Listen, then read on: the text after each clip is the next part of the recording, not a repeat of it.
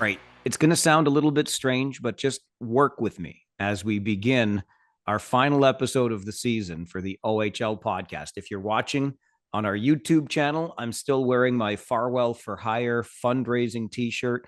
The month of May is Cystic Fibrosis Awareness Month, but we always bleed into June just a little bit to raise more funds. And earlier today, on the day of this recording, I was at an asparagus farm raising money with deep fried asparagus. $4,000 thanks to Barry's Asparagus in Cambridge, right on the border of North Dumfries. And if that sounds strange or weird to you, deep fried asparagus where you can make $4,000 for charity, then you missed the Memorial Cup final. Whoo-wee. Dan Mahar, did we get one for the ages or what? That is a game that we are going to remember for a long, long time. And fans on both sides of London, Saginaw, but throughout the entire CHL, what a crazy game and crazy finish that was. And your asparagus story just proves that you deep fry anything, it's good. But Good I am point. an asparagus fan, so maybe Saginaw deep fried the spirit to make them gooder, if you will, for that final. They lost the Western Conference Championship in 6 games to the London Knights. They lost the round robin game to the London Knights, and then they built a 3-0 lead in the final, Dan Mahar. Owen Beck was playing like a man possessed in the first 20 minutes, scoring twice, and the 3-0 lead could not be held. London comes all the way back, but you and I were texting during the game, and we kind of, sort of, if not outright knew, because it's going to sound like we're lying if we say we knew, but we certainly suspected that this sort of thing could happen and that London indeed would work its way back from the 3-0 deficit, which they did. just ask Oshawa Generals fans if they thought this game was over. We know, we've seen it 100 times, right? And London is never out of it. Even when it's 3-4 goals, sometimes you just know that you got to weather those next 5 or 6 minutes, but they never do. London always finds a way to get on the board and then they get rolling. So I think everyone knew that this game was far from over at that point. I think what's surprising watching the whole game is, I think the way I characterized it is, London probably deserved the Memorial Cup this year based on the season they had, but they did not deserve to win that final game. Saginaw was clearly the better team in that game. Almost found a way to steal that game, but needed a crazy ending for Saginaw to pull it out. But what a gut check for Saginaw to be able to come back, because it certainly looked like the tide was turning heavily in London's favor.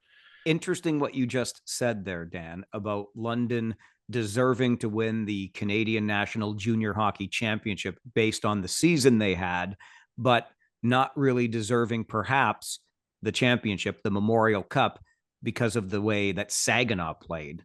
Saginaw played so well in that final, and it was a little bit less like the London we'd gotten used to through 68 games, because that's going to factor into one of our conversations on this final episode of the season of the OHL podcast. What do you like more, the championship for your league or the Memorial Cup? But that's for down the road. Let's pick up where this one ended. The wild finish after Saginaw could not hold a 3-0 lead. It's tied 3-3. And then with just under 22 seconds to play, some way, somehow, of all players, Josh Bloom finds the way to score the game winner for the Saginaw Spirit. Josh Bloom was a career Spirit until, last year, 2023, when the trade deadline rolled around and the North Bay Battalion were beefing up, and Bloom gets traded for a huge package. It was Bloom and Hislop that went to North Bay. 3 players and 5 picks come back to the Saginaw Spirit. And then the Spirit get Josh Bloom back this year as a free agent. So for nothing. What a turn of events. And he's the one that scores. I'll tell you what, watching this game on TV, I saw Saginaw start to celebrate. I had not yet seen the puck cross the line, obviously from the TV angle. And I'm like, is it really in? Are they sure about this? And then when you see the replay, how about Sean Reed? Let's give credit where it's due. The OHL ref, the veteran, getting the call for the Memorial Cup final. He is right there on top of the net, pointing at the puck, which you clearly saw cross the line. But that, who wants to be a hero? Josh Bloom turns out to be the hero in this Memorial Cup. You know, they talk about all sports being games of inches, right? And you think it really applies to games like golf and whatnot, but it really applies to hockey. And you saw that at the end. Clearing pass there, Jorian Donovan brings it down at the blue line with the glove. That a couple inches of height, couple inches of width, any way that puck crosses that blue line and the game's headed to overtime. Instead, Donovan brings it down, gets a shot deflected, I believe, 2 times, ends up under Michael Simpson, but because of the deflections, he had no clue really where it is. And you could see the panic on his face as that puck was squirting behind him. And then just a helpless feeling for the defense there, flailing wildly, knowing that they had no way to keep that puck out of the net. If either Saginaw player there, I believe it was Hunter Hayden was the other player there, had any way to find that puck, and they did. Josh Bloom standing right where he needed to be. As soon as you see Black, he taps it, and it's got about 3 inches to go to cross the goal line. So just a wild scramble, but I've been there on both sides of that, Mike. What a horrible feeling it is when you're the defender and you know that you've got no momentum, you've got nothing behind you. It's just a helpless feeling. A lot has been made in this game, and you and I already alluded to it. You know, maybe a little bit of an uncharacteristic game from London, just not the kind of dominance, obviously, we'd grown accustomed to through the regular season and through the playoffs. Also, because I think you tend to look at the team that lost and start picking apart what they didn't do well enough, and you overlook what the team that won did well. And I think Saginaw came out clearly with a game plan. They executed it very well. There were mistakes. Dionisio with a bad pinch on the first goal that gave London some life late in the second period, etc. But still, they played a very good game. I will say this about the shot totals, which much was made of both during the broadcast and online.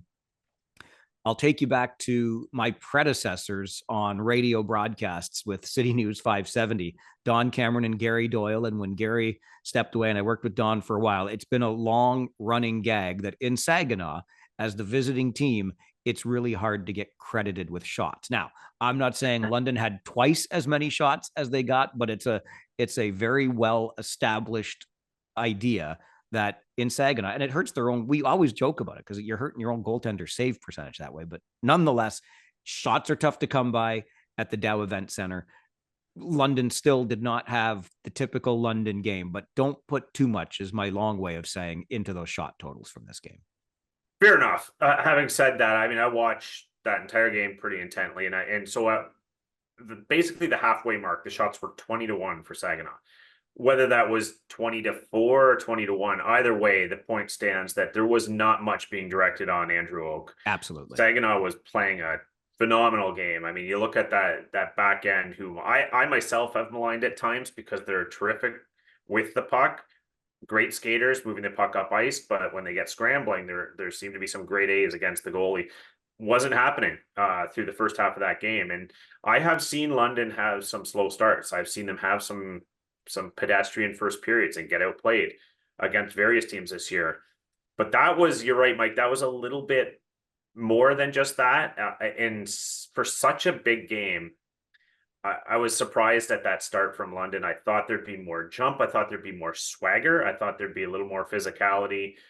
They'd be a little more fired up. It was really puzzling to watch that first half of the game and just see London wasn't quite there. And despite how that game ended and everything that happened in those 60 minutes, that when London looks back on this final game, it's going to be that first half of that game that they say, that's on us. We didn't get it done in the first half. We needed some sort of miraculous comeback. And when you put yourself in that position, you do have only yourself to blame at the end of the day.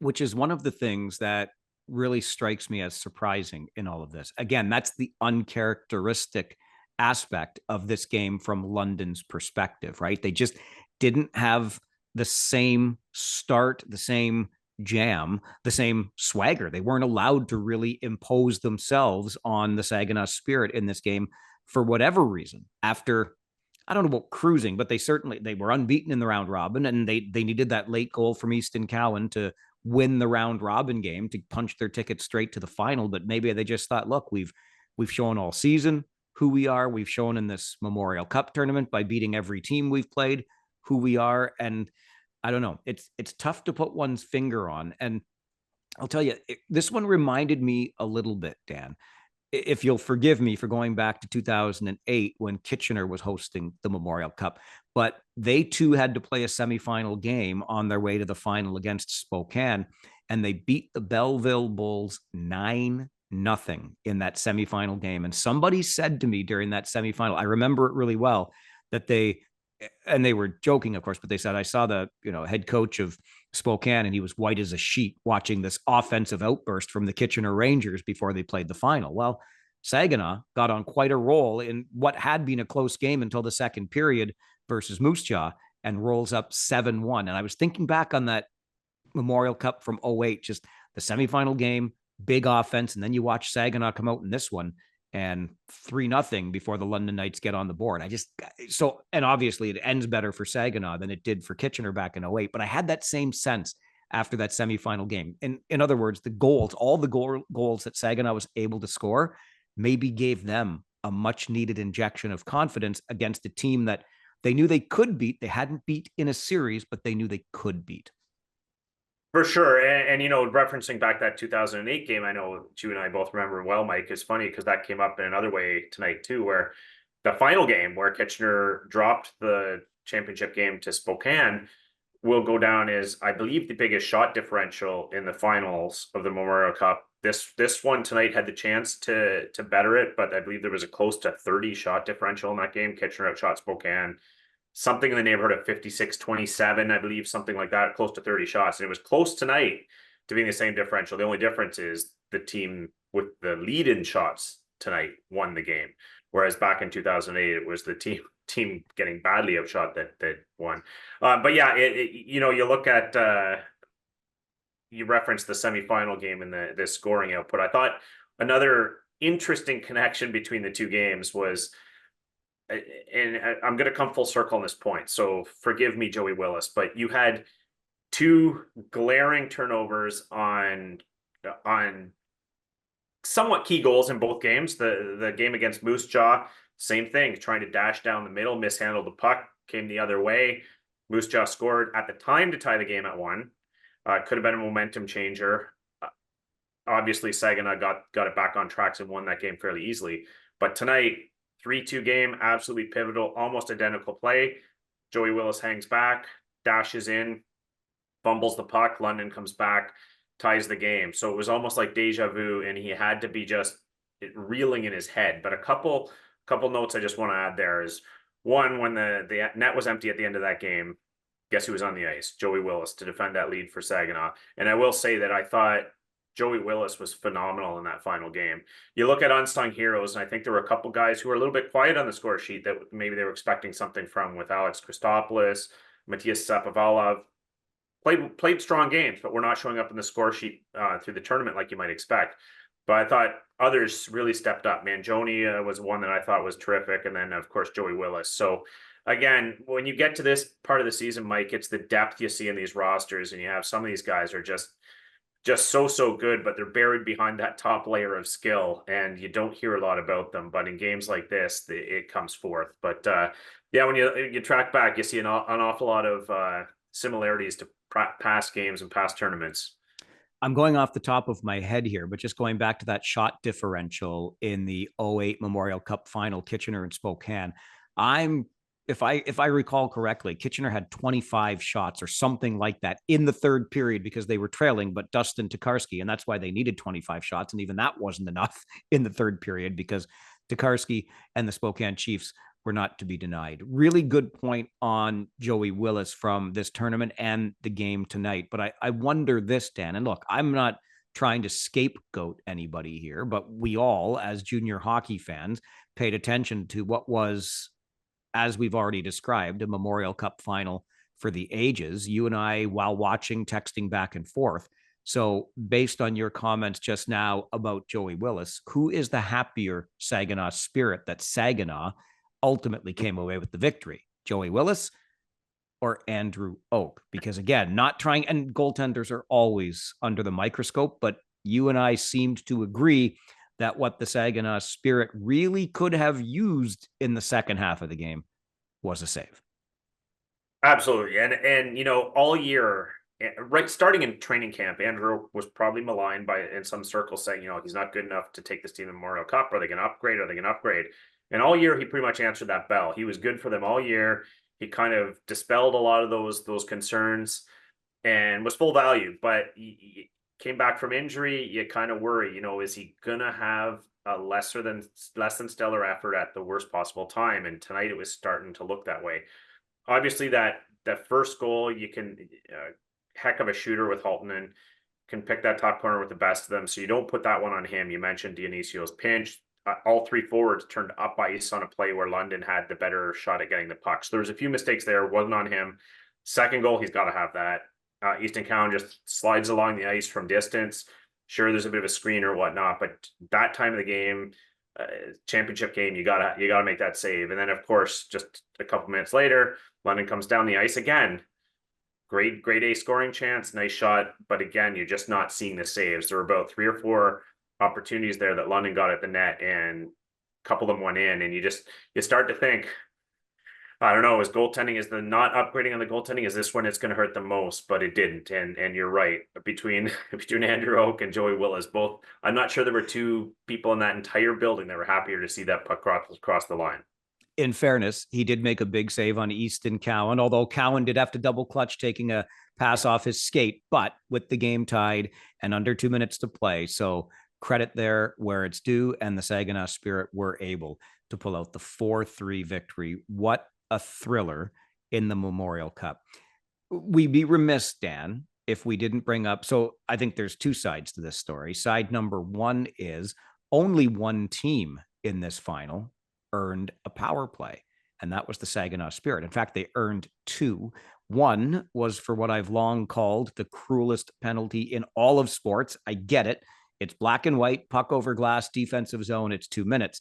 London served that and killed it off. But they could not, and this was big, in my opinion, kill off the 5-minute major and game misconduct taken by Landon Sim for an elbow directly to the head/face of Zane Parekh. And Saginaw was able to take advantage quickly, only once, mind you, but that's key. It's one thing to get a 5-minute power play. It's another to take advantage of it, because that sometimes the offensive team gets a little bit lackadaisical, and killing off the 5 gives the defending team a little bit of life. If in a perfect world, you'd score more than 1 on the 5, at the end of the day, it doesn't end up mattering. But I think there's a conversation here around the kind of game that the London Knights have played all year. We've talked about it. It was documented throughout the tournament, throughout the OHL final by the national broadcasting crews.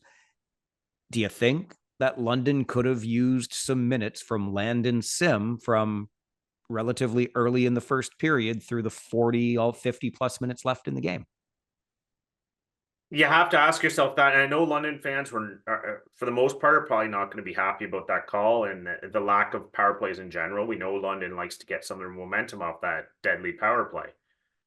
You look at the way this game was officiated. You mentioned Sean Reed in perfect position on the game-winning goal. And I think in general, the officiating was terrific in this game. They erred obviously a bit on the side of let them play. Having said that, there weren't, I think there was probably 2 blatant calls each way that were missed. You could argue there were a few other ticky-tack ones or a couple slashes, the odd little trip. But I saw 2 each way that probably should have been minors. Owen Beck had a trip. There was a blatant interference by Dionisio, and I think there was a pretty good hit from behind from Jackson Edward. Anyway, without going down the roster, it was fairly even in my view. And the Landon Sim penalty, I think, was obviously the right call. A bit of a chicken wing to the head there. I'm sorry, you can't do that. You just can't. So yes, they probably could have used Landon Sim down. I mean, it messes up your lines, especially when you've got a guy that sits on the bench and doesn't play at all. So you're already effectively playing a forward short. Now you're too short. Your combos are different. Chemistry is different. You don't have that forecheck, that physicality.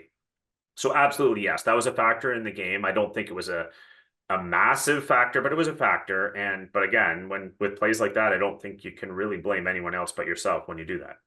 Live by the sword, die by the sword. And in this case, the London Knights, to a degree, they at least wounded themselves by the sword with that 5-minute major and game misconduct taken by Landon Sim. I thought the officiating crew handled it really well. There was no call initially, but because Perek was down, because there was blood, they go to the tablet, they take a look at it, they make absolutely the right call. I think that Dale Hunter got as angry as he did about it because he was trying to get the next call, which is exactly what he's going to do. That's good coaching in a situation like that where everybody knows blatantly, the video is the proof that it was an elbow to Perek's head. Interesting point on the let them play. I didn't keep a scorecard, but I'd say about the same. I could see 2 to 3 flagrant plays that were allowed either way in this one. There was no doubt it was going to be a final where the players got to decide it. One of these days, we should keep our own separate scorecards like they did in 8 Men Out to see if the players on the Black Sox were cheating or not and didn't make the plays they were supposed to. One of the other things that stood out to me that I'd forgotten about all through these playoffs, Dan, and I think we might have mentioned it with Saginaw being awarded the Memorial Cup, but that was so long ago now. And I'd almost forgotten about him until I saw him at the end of the game on the ice celebrating, and that is Jake Grimes, former guest on this podcast, was at the University of Waterloo for a minute. Obviously, a longtime assistant with George Burnett in Belleville, then came back and was an assistant in Guelph, went to the Memorial Cup with both of those teams, but was unsuccessful. So 3rd time's the charm for Jake Grimes. Happy to see him get his Memorial Cup championship. Yeah, what a story. Some of these guys are, you'll call them lifers, I guess, hanging around the game for so long in various capacities, but these are the moments they do it for, right? So good on him. And I know it wasn't that the same moment the other way, but watching the game here, I had the question came up after the Sim penalty. It said, well, the reaction from his dad, there was someone in my household asked about the dad. And I said, well, the dad was a heck of an OHL player too, John Sim, 256 goal seasons for Sarnia, nearly 500 games in the NHL. It shows the agony of defeat and the joy of winning for all these guys that have hung around the game so long, right? Someone's got to win, someone's got to lose, but that's what makes it so fun. Who did John Sim play for in Sarnia again? Sorry, the coach? Yes. Let's go back. You don't have to go too far. Just think of the team they played tonight. Not they played against, sorry, but it was Mark Hunter. Mark Hunter. I was just gonna say Mark Hunter. Yeah. And okay. So that's how they keep Landon on the radar for when he's ready to come in, because they're Maritimers, right? Yeah, they're from down east. So anyway, little bit of Sim trivia for you there. One other thing I wanted to point out, and I meant to mention this earlier, having watched this. First of all, I'll back up half a step as somebody that covers the league and has for quite some time, both radio and TV. I love the radio side so much because it allows you to stay with the team right up until the final game. And if that final game is on June the 2nd at the Memorial Cup, you're still there. A lot of the work, and we've talked about this through the podcast this season, Dan, a lot of the work through the regular season is done by largely volunteer-led crews with various Rogers TV or Your TV outlets around Ontario and into the United States as well, where they've got different organizations to take care of this. Anyway, my point in all of this is when you get to the championships, the national broadcaster comes in and bumps out the so-called little guys, if you will. And I've always felt bad because, whether there's a difference in ability or not, these are the people that have been with the team and in large part, in many cases, giving their time to the team all season long. I get why the big club has to come in, but this is something I've identified that I think I would love to see a new commissioner take a look at, just because it's going to be the 24-25 season when next we meet. And I think there's a lot of opportunity for the league to showcase its game better by stepping up what it's able to provide by way of coverage. Nonetheless, I got to give a stick tap to Frankie Corrado. I thought that he, former Sudbury Wolf, former Kitchener Ranger as well, but man, was he good on this guy. I don't know that he's going to be. We've talked about this league being a development league for players and for coaches and for officials.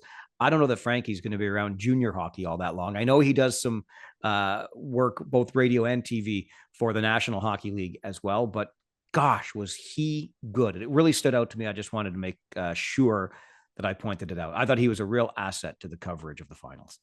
Yeah, Frankie Carl's got a really sharp eye, and when he watches the games, you can tell there's a next level of analysis in the intermission. A lot is fairly obvious commentary about the good players, but Frankie Corrado really brings that lens of I had to grind it out. I had to grind it out in the minors. I was not a sure thing, and I was on the bubble. I was the 6-7 guy on the NHL teams I played for, and so he brings that perspective where if you make this mistake, you're not going to play. And I think he had a lot of great insights that kind of highlight things in the game that you wouldn't otherwise catch. He's articulate. He comes across well on camera. He's got all the tools you want in an analyst for hockey coverage for sure. I guess one other thing I'll just mention with Chris Lazary, and we've talked about this before too, but we'll tie a bow on it. A Cherry Cup winner with the Waterloo Siskins in the Junior B Loop, and now a Memorial Cup winner with the Saginaw Spirit in the Major Junior Loop. So good on Chris Lazary, adding to that already rather impressive coaching resume. Yeah, congratulations. Big congratulations to him. He's like you said, he's put in the work. He's moved up through the levels. His teams have always been good, very deserving. And you'd be remiss also not to throw a shout out to Dave Drinkill too, who when you talk about these teams, you say, "Oh yeah, he they're loaded up for this year." Well, that's on the GM to load up properly, is it not? That's between Lazary and Drinkill, they had a lot of pressure on their shoulders this year to deliver when you're hosting the Memorial Cup, and well, they delivered. So congratulations to both those. They both got extended this year, and deservedly so, for what they've been doing with Saginaw for their time together. And you're right, Dan. I think this is a little bit of a just dessert for Dave Drinkill, because I remember the year that we got shut down early, 60 odd games into the season when COVID first arrived in the spring of 2020. And the Saginaw Spirit were a buzzsaw at the time. And I remember talking to Dave Drinkill before the shutdown, just how well the team had been playing since it kind of found its groove November-ish, whatever it was. Anyway, and they were a very deserving team that year. You don't know what they might have done then. And of course, it got cut short. So they get the chance to, I guess, make amends for that personally with the victory here in the Memorial Cup 2024. And just a quick podcast dad note here. It is the Memorial Cup, okay? I know we slangify everything, but it's not the Mem Cup. It's not the Memmer. Remember, you see all the people wearing poppies? It is the Memorial Cup for a reason. I will always pronounce all 4 syllables. I promise you that. Yeah, it's 4 syllables. And I think you should too. That's just my podcast dad moment.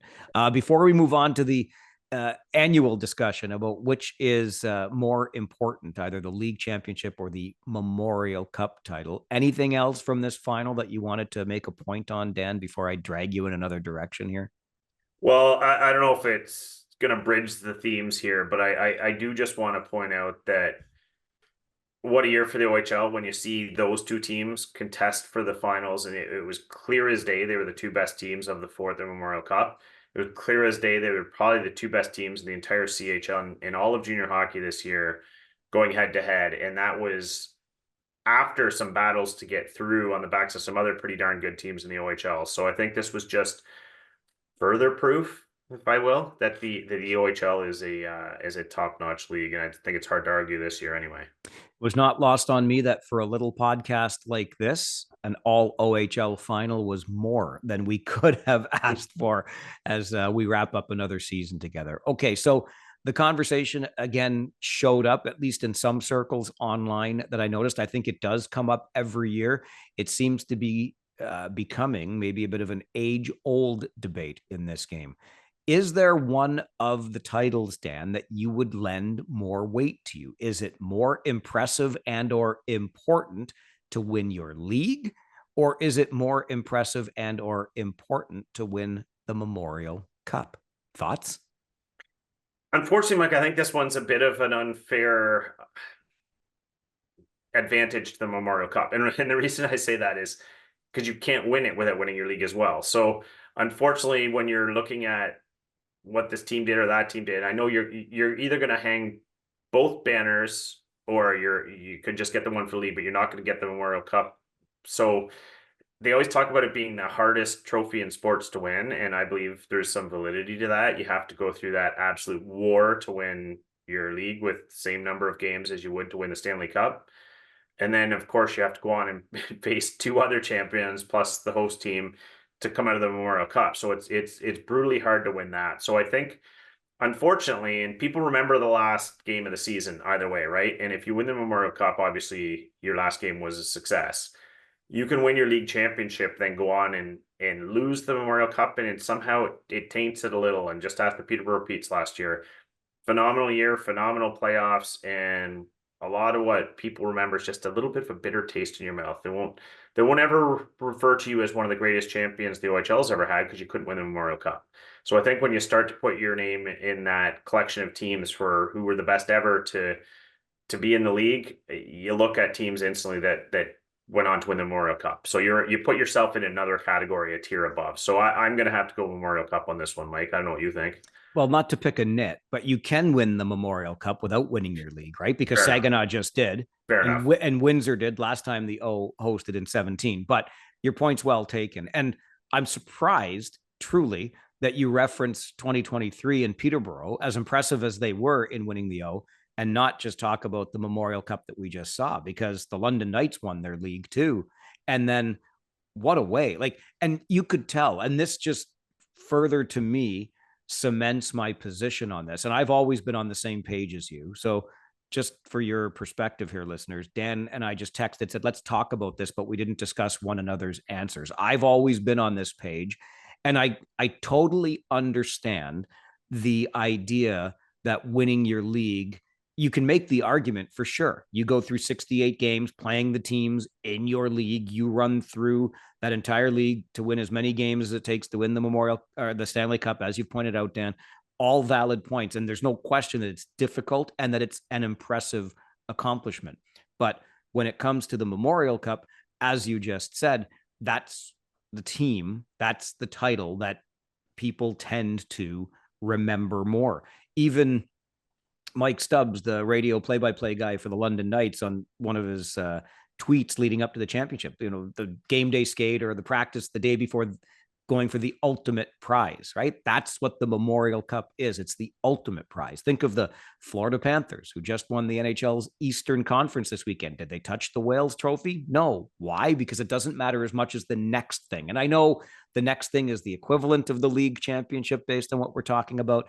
But for me, and I recognize it's a 4-team, 9-day round robin tournament. You have to be at your best on any given night, when in this case, Saginaw was just a little better than London when it mattered the most. But I think great teams are at their best, even in a short tournament like this. So I am always going to land on the side of the same side as you, Dan. The Memorial Cup, to me, is the more meaningful. There will be a day this summer and a day early next season when they raise the banner at Budweiser Gardens that the London Knights will be very proud of their accomplishment, as they should, winning another OHL championship. But the bitterness of what just happened tonight, mere minutes before we started recording this episode of the OHL podcast, will live with them forever. There's no question about it. Definitely. And just going back, I don't think you were picking nits at all, Mike, to point out that the host team can win and not necessarily win their leagues. Fair enough. I kind of glossed over that one, mostly on the premise that the host teams are generally very good teams now. It's part of the criteria to host. So you're looking at very good teams. But at the end of the day, I think your point you just made is right on. And no matter how you slice it, it's still a loss at the end of the year that taints anything you did prior to that. And as phenomenal as London was all year, and they should be proud of that OHL championship, they will probably be in that conversation of best teams to not win the Memorial Cup. I think that's fair. Having said that, you can ask those players. I'm pretty sure they'll tell you. Anytime you talk about a season and you're praising it and glorifying it for all they did to win the OHL championship, there's always a yeah but coming, right? A yeah but. And as long as there's a yeah but attached to your season, I think that taints it. So again, I think it all comes back to the Memorial Cup. You want to hoist that, or it's going to just not quite feel right. We could not have asked for a better ending, an all OHL final in the Memorial Cup, for our final episode of the OHL podcast this season. We're not quite done yet, though, because the whole idea of pay to play is getting interesting based on a settlement in the United States with NCAA players. So we'll talk about that. And oh yeah, there is this thing called the draft coming up, the NHL draft, and there are a lot of OHLers, like more than a handful projected to go in the first round. So we'll talk about that as well as we continue with this OHL podcast finale for the season. Stay with us. I don't know what you make of it, Dan, but for me, it brings up the whole idea. It's been tried once, it's been tried twice. I think maybe the second time was more antitrust in the CHL, but this whole idea of unionizing players in the CHL, paying them at least a minimum wage for their services, because, of course, their services help the teams they play for make money. Now, it's a far different economic model than it is in the United States with the NCAA, but the House v. NCAA settlement has been reached, and it's a monster. Upwards $2.8 billion the NCAA will settle in all of this to essentially pay its athletes. And one has to wonder, Dan, if the NCAA is going to start doing that, is the CHL going to have to start doing that just to remain competitive? What do you make of the recent ruling in the United States? Well, we could probably do a whole series of podcasts just on this, Mike, but I think the first premise I want to put out there is that when they talk about the economy and they say, the United States can't sneeze without Canada catching a cold, it's very similar in hockey with the NCAA. Any moves they make are going to impact junior hockey in Canada, regardless. So what's boiling down in the States here with the NCAA, and a lot of people are hearing about this potential agreement. Oh, are they changing their minds? Well, no, I think what you mentioned is they're kind of being forced this way by some pending legal action that, these players have, these schools have made a lot of people have made an awful lot of money off the backs of these players for a lot of years, and the compensation and rights for the players haven't always been there. So this has been coming. Now, when they relax that and say, okay, well, we're gonna change this and actually pay the players, well, they can't hide under the banner of we're an amateur organization and the CHL is a pro organization. So by extension, they're going to have to relax the rules on banning CHL players from playing in their program. So it's kind of a side benefit, I suppose, to Canadian players looking at the NCAA and vice versa, that they might be able to go back and forth now, as opposed to, once you sign with an OHL club or attend their camp, you're no longer eligible. So that's a positive. There are some other nuances to this, though, Mike, that I think are going to emerge. One being that this would effectively snuff, from what I understand, scholarships, full ride scholarships in NCAA. So if you're snuffing those, then you wouldn't have those packages being offered to CHL players. You would have sort of a different dynamic there. You're presumably going to have fewer spots on the rosters. If you're compensating these players, you're not going to have nearly as many of these kind of hangers-on players, these players in the background. It's going to be reduced rosters, which means reduced spots, which means reduced opportunities for players coming from Canada. So I think we need to let this thing play out. But I see some pros and cons, and one of the big cons, I think, from the CHL side is this might force their hand a little on the player compensation side too.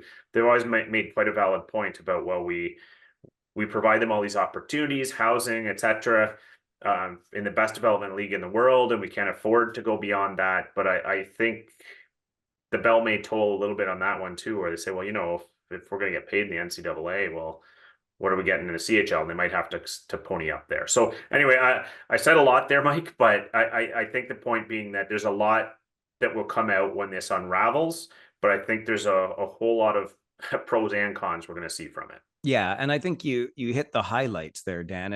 And one of the things that stands out to me is full ride scholarships that would be potentially disappearing in all of this. So if you're getting paid, that's great. But if if your tuition's costing you $40,000, $50,000, $60,000 a year, you're gonna have to be paid a whole heck of a lot in order to make it through all of that in your time at that school. And that's the one thing that continues, in my opinion, to be overlooked in the CHL and specific to the OHL, because that's the league that we cover. But those scholarships, those to me are that's your payment, right? And you're talking tens of thousands of dollars for these young men over the course of a 3, 4, 5 year junior career. So I don't think those should be discounted as much as they often have been. One of the other things in the United States, well, two things I'll add to this. One is I think that might be a benefit is this is a revenue sharing model. So the bigger schools that can generate more revenue, that now will trickle down to other smaller schools that don't have the same exposure, don't have the same TV deals, et cetera.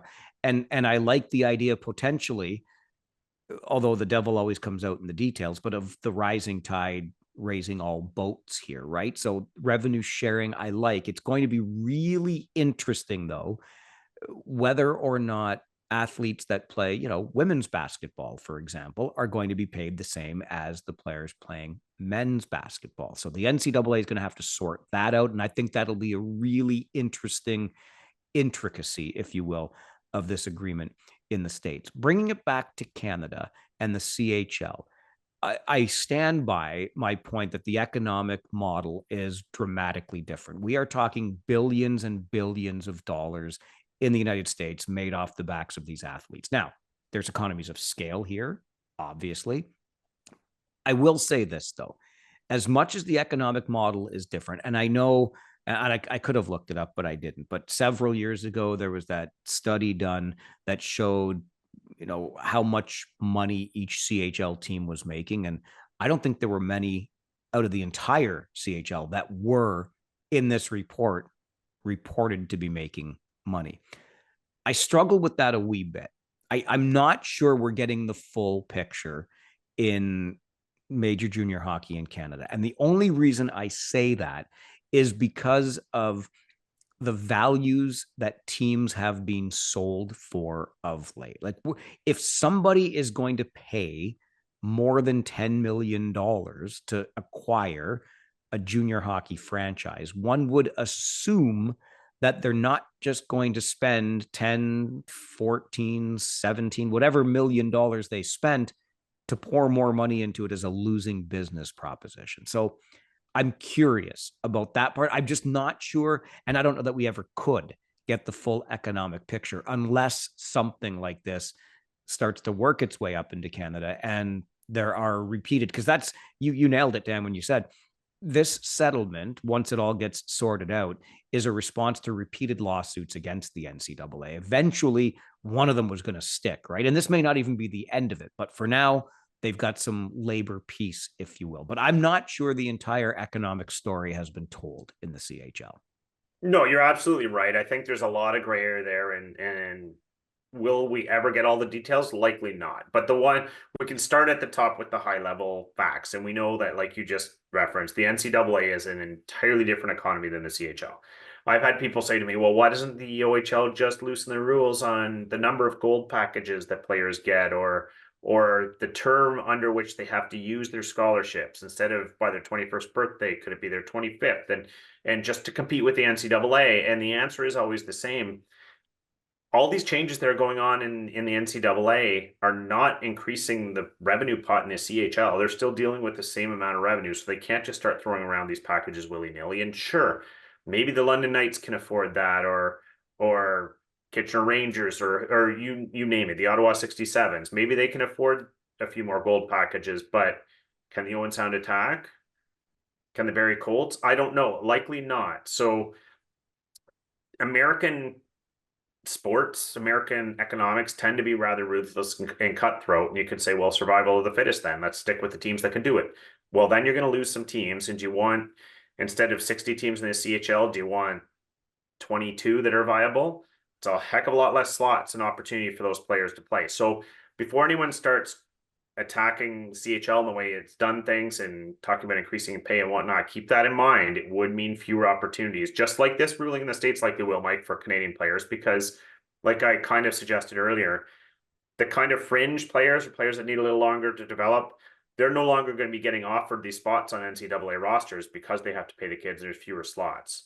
Whereas in the past, it was, yeah, sure, we'll take a shot on you. We might redshirt you for a year or something and see where it goes. But if you reduce the number of slots, you reduce the number of opportunities for these kids. A lot of the kids that you see in the CHL today would never get a shot going forward if we reduce the number of franchises to only the ones that can afford to financially compete with some of these schools in the States. So all things to keep in mind, all things to keep in mind before you start thinking there's a black and white simple solution here, which there's not. tangentially related to this, Dan, I just want to add something that you and I have talked about, sort of just in terms of player movement or player opportunity. And we talked about this quite a bit as the OHL draft was coming around. Players that were looking at those sort of outlaw or rogue leagues in Canada now, like the BCHL, a couple of teams from the Alberta Junior Hockey League fled and jumped over because they wanted to get out from under the Hockey Canada umbrella. And I had said several weeks ago that we were going to be getting more news in that regard about more teams potentially trying to get out from under that umbrella, even though it might be raining. And I'm hearing a little bit differently now because there's a response, particularly here in Ontario, where leagues are trying to figure out how to sort of deal with and or compete with the OJHL, the Ontario Junior Hockey League, which bills itself as junior A hockey, right? So that makes those teams on the quote unquote junior B loop or the Greater Ontario Junior Hockey League seem like a lesser option. I think you're going to be hearing something, and just keep your ears peeled following the OHL's Board of Governor meetings in a couple of weeks. That's actually going to strengthen the relationship between Ontario Hockey League clubs and the so-called Junior B, the Greater Ontario Junior Hockey League clubs. And I think you'll see more stay under that Hockey Canada umbrella based on that stronger relationship between the two leagues. So just something to keep your ears peeled for as we head into summertime here. Very interesting, and I think a good thing. I think the more we can strengthen those connections, because for too long, Hockey Canada in its larger form has been too fractured, too much fragmentation, too much, frankly, ego down through the chain. Oh, I don't like this. We're busting loose, going rogue. Lots of problems with Hockey Canada itself. So I think as that germinates, it just creates further fractures and fissions, which don't serve anyone that well. So I think what you're teasing towards could be a very good thing. Yeah, watch out for the news to come from that Board of Governors meeting in the next couple of weeks. And a couple of weeks after that, it'll be NHL draft time. I alluded to this earlier in this episode of the OHL podcast that boy, oh boy, do we have some OHL representation that could be going very high and making some teams very happy. Couple of stud defensemen. Which one goes first, Parekh or Dickinson?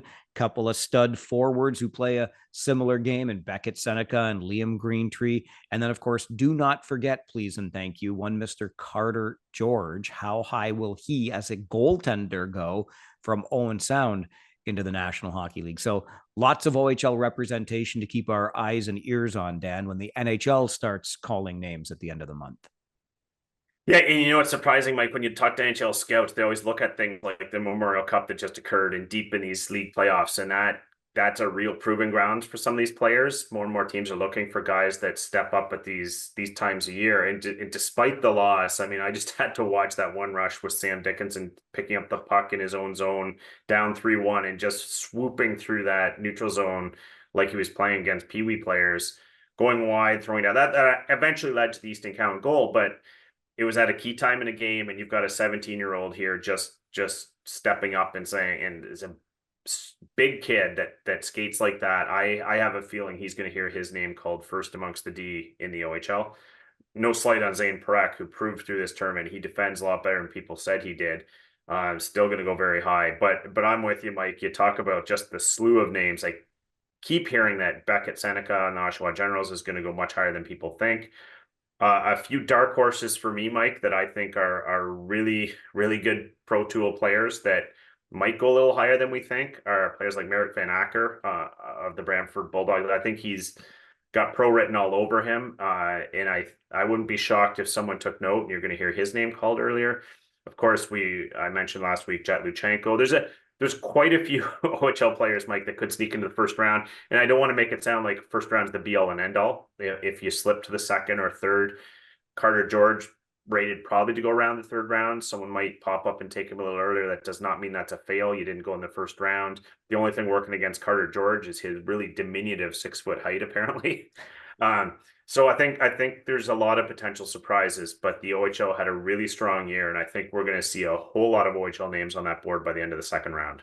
Glad you mentioned both Van Acker and Luchenko. Van Acker is a guy I've enjoyed all year long. I remember when we were doing our prospects of the week, keying in on him more than once through the season. And remember, early in the season when Jet Luchenko started to emerge and was kind of a bubble first rounder at the time, I think he will.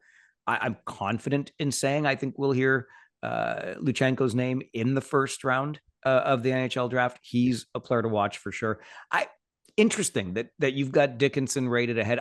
I get where you're coming from on that, and maybe more of that complete player, and then the flashier, slick skating, higher risk, which is what I think Zane Parekh defenseman would be. Maybe NHL teams are growing weary of that, but I'm not convinced yet that it will be Dickinson ahead of Parekh. So we'll definitely watch that. And one other name I wanted to mention, you talk about, just if it's not, just because it's not the first round doesn't mean it's a loss by any stretch. And of course it isn't. But Ben Danford's name is an interesting one. Thoroughly enjoyed his season on the blue line in Oshawa and his playoff. Just a shot blocking machine, as steady as they come. Really interested to see where he goes. I'm confident in saying it'll be a second round pick. And then selfishly, and putting on my Homer's hat here, but boy, did we have fun watching a guy like Luke Ellenis this year, who kind of came on the scene a little bit, just a wee bit like a house on fire. And everybody started looking, going, well, what's this guy all about? But of course, the injury plagued rookie season. So playing as a 17-year-old rookie for all intents and purposes this year after being acquired by Kitchener from Barrie, and just got better, Dan. And the playoffs included, just when the moment mattered most, he rose to the occasion. I'm really I think they've got him projected right now as a third rounder. I think that's where he lands from what I saw from him. But just a kid that plays the game the right way, works hard. I'm looking forward to hearing when his name gets called too. Yeah, and you know what jumps to mind with Luke Ellenis for me, Mike, is when NHL scouts watch these players, they're looking for projectability, pro tools, what projects the NHL. And I think that's what confuses a lot of fans when they see a player slide down the rankings or the draft list on draft day and others move up the draft. They say, well, I watched the OHL this year. This guy was better than that guy. Why is he going in the second round?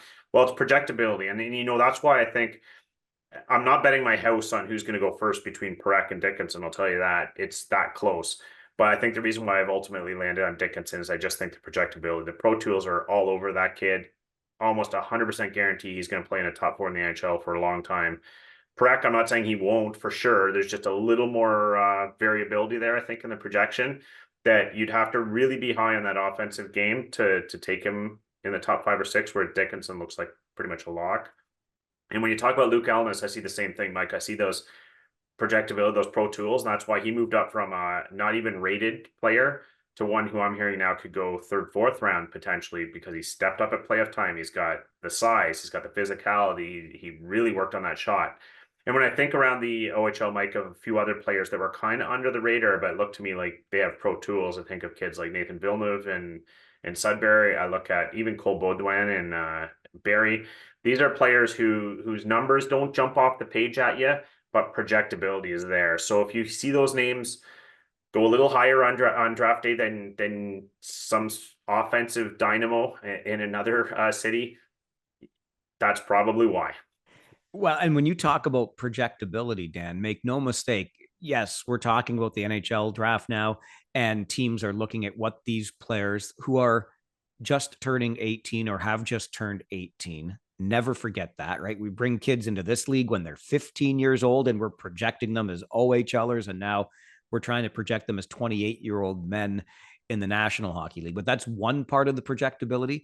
Believe you me, they are also projecting, okay, what I'm seeing from this player today in his 19-year-old year in the OHL, right? Is he going to be a 30, 35 point guy with 60 PIMs or something like that? Is he going to have a plus minus here? Like, they're trying to project even for the next couple of years in the Ontario League as well, or the CHL, before they even move on. So a lot going on, and whether you like it or not, and I don't love it, believe you me, the game is played by humans, not robots, and analytics have their place. I'm not a huge analytics guy, but the amount of information, if you were ever to see the sorts of reports or software that scouts are able to use to look at more detail on a player than you could ever possibly imagine. And this is pre-interview, before you try to get to know the person, right?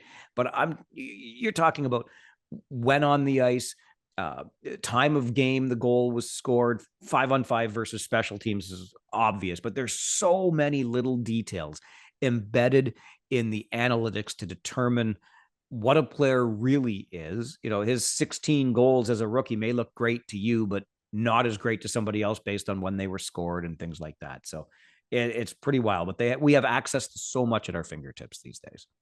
We do, Mike, and I know one of the big things is a little more on the surface that they're tracking a lot is just secondary assists versus primary assists, and they'll actually discount a player if he had 40 assists this year, but 32 of them were secondary, and all those things are available, like you mentioned. But I'm glad you said something very early in that piece, Mike, that actually caught my attention, where you talked about their 19-year-old seasons, and I do not want to forget players re-entering the draft or coming back up for the draft that were passed over last year.